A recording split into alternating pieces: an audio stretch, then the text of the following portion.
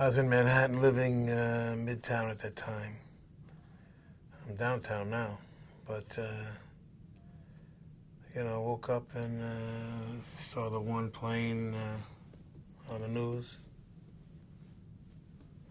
and assumed, I guess like everybody, there was some horrible accident and whatever. The pilot had who knows what, a heart attack or something.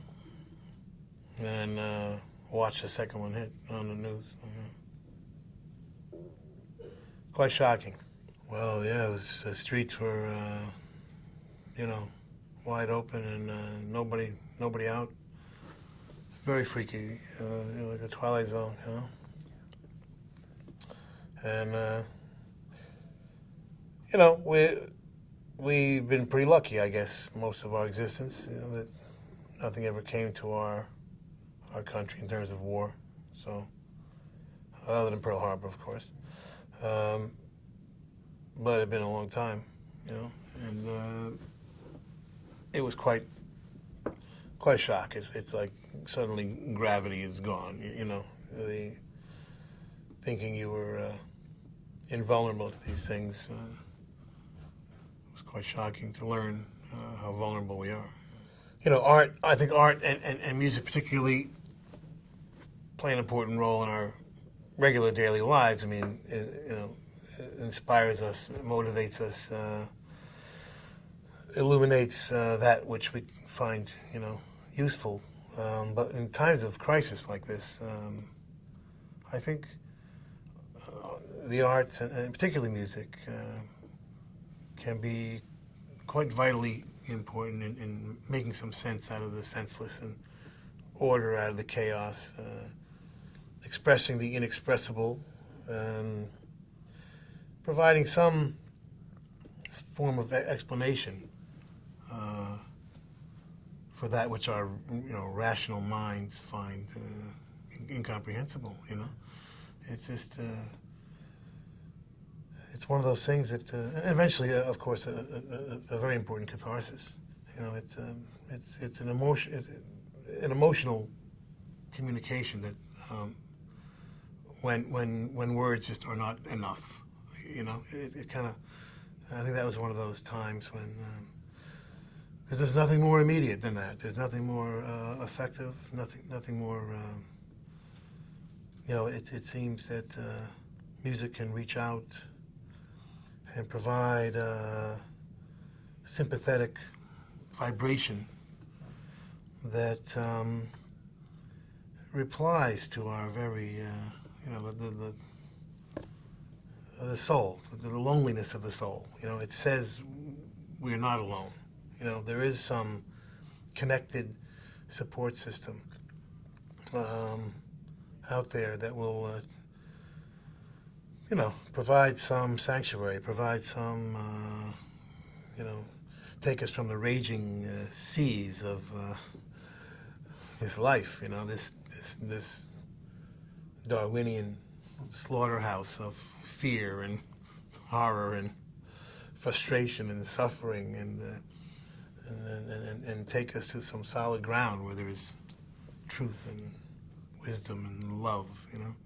We had one other incident take place that prepared me emotionally, I think, which was the night that John Lennon died. One of the most traumatic, surprisingly traumatic moments of my life. I mean, it was, I never met him, but I didn't realize how big a role he and the Beatles had played in my life until that moment, and we were about to go on stage. And I just felt, well, I guess we have to cancel the show. It was just, I just couldn't stop crying. And Bruce was just really quite, really educated me at that moment and said, no, this is when it's most important for us to go on. This is where we do. This is our job. To go on in moments like this and provide some way of you know, again, expressing the inexpressible. And we went on, you know, and I just remember, you know, the opening song of Born to Run, just crying all through it. You know, it was just you couldn't stop the tears. But it was a very valuable sort of lesson and explanation as to what we actually do, you know, as artists. And so I think that prepared me for this particular event. And again, you know, you felt like you're doing your job, you know. I think in moments like that, you need to separate your craft from your emotions a bit. You know, I mean, the emotions are built into the craft. You know, Yes. So you must just find a way to communicate that craft at that moment, and that means probably denying the indulgence of really letting your emotions go. You know, I think you have to separate a bit at that moment, just to you know, just to perform properly. You know, and built in will be the proper emotional communication. But if you are actually living that emotion at that moment, it might make it difficult to actually perform it. Well, it was unusually quiet and serious. Whenever you get together with other artists, usually it's for some kind of benefit or consciousness raising event, and they're usually quite a lot of fun. You know, you really don't see each other that often. You don't work. You don't see anybody you don't work with really. So, you know, it was quite different. It was just very, very serious, and it was very well done. You know, very well staged, very well produced. I think the concept of it worked quite effectively, but there was that.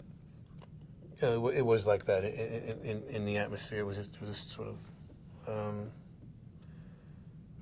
you know, Somber. serious. Yeah, somber. Yeah. I think that story is true. I think Bruce was walking down the street or driving, and someone said to him, "We need you now," you know, and it just sort of confirms what he's already, you know, what he's always felt about those moments. You know, it is a there's not a lot of well, it's helpful. It's helpful that there is serious subjects built into his work, you know, on a normal, you know, normal basis. I mean, we kind of cover the waterfront emotionally. If you've come to a show, I'm sure you've seen. We go, you know, every possible genre of Americana and every possible emotion is expressed during the show. But certainly in there is quite a lot of serious subjects, and so.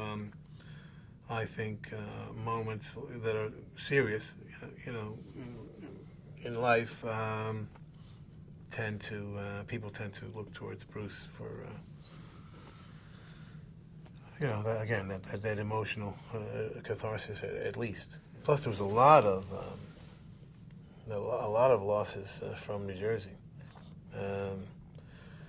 So yeah, I mean, I don't know if being local, you know, really mattered so much. This was obviously an attack on America, you know, on the country. You know, I mean, it wasn't.